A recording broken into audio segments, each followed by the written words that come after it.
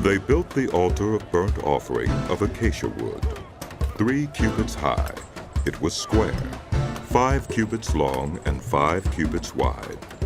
They made a horn at each of the 4 corners, so that the horns and the altar were of one piece, and they overlaid the altar with bronze. They made all its utensils of bronze, its pots, shovels, sprinkling bowls, meat forks, and fire pans. They made a grating for the altar, a bronze network to be under its ledge, halfway up the altar. They cast bronze rings to hold the poles for the 4 corners of the bronze grating. They made the poles of acacia wood and overlaid them with bronze.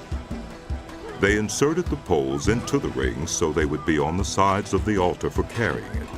They made it hollow out of boards. They made the bronze basin and its bronze stand from the mirrors of the women who served at the entrance to the tent of meeting. Next, they made the courtyard.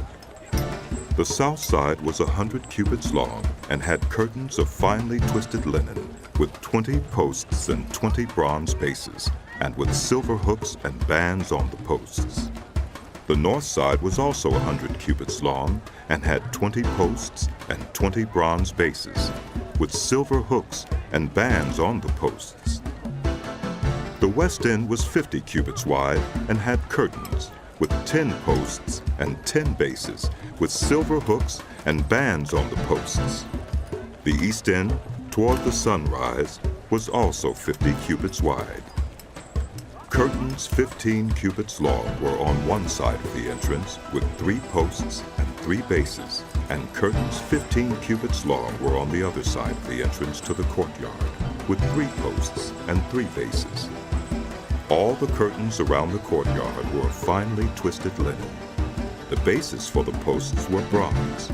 The hooks and bands on the posts were silver, and their tops were overlaid with silver, so all the posts of the courtyard had silver bands.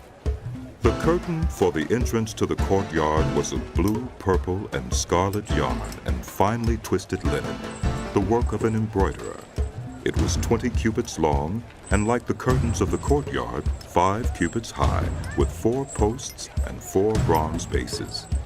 Their hooks and bands were silver, and their tops were overlaid with silver.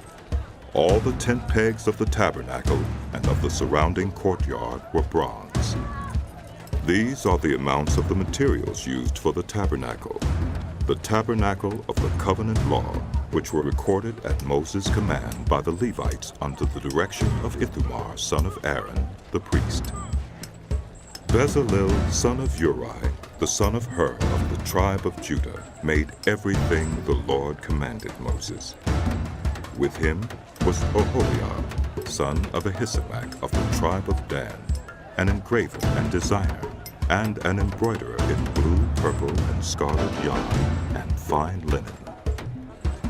The total amount of the gold from the wave offering used for all the work on the sanctuary was 29 talents and 730 shekels, according to the sanctuary shekel. The silver obtained from those of the community who were counted in the census was 100 talents and 1,775 shekels, according to the sanctuary shekel. 1 beka per person, that is, half a shekel, according to the sanctuary shekel, from everyone who had crossed over to those counted, 20 years old or more, a total of 603,550 men. The 100 talents of silver were used to cast the bases for the sanctuary and for the curtain.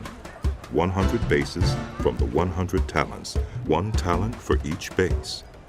They used the 1,775 shekels to make the hooks for the posts, to overlay the tops of the posts, and to make their bands. The bronze from the wave offering was 70 talents and 2,400 shekels. They used it to make the bases for the entrance to the tent of meeting, the bronze altar with its bronze grating and all its utensils, the bases for the surrounding courtyard and those for its entrance, and all the tent pegs for the tabernacle and those for the surrounding courtyard.